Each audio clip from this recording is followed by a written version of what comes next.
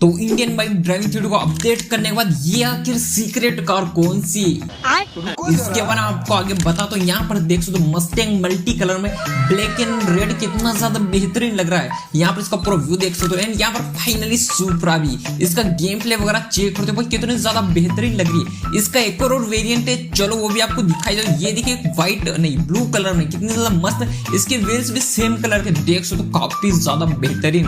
Well guys, आखिरकार इतनी सारी कार्स का चीट कोड क्या है और अपडेट आ चुका है, कैसे करना है सब कुछ मैंने इस वाले वीडियो में बताया। तो इसका फुल वीडियो का लिंक मैंने यहाँ पर दे रखा है, इस पर क्लिक करके आप चेक कर सकते हो। पूरा वीडियो सब कुछ आपको पता चल जाएगा। लाइक कर देना, सब्सक्राइब भी कर देना।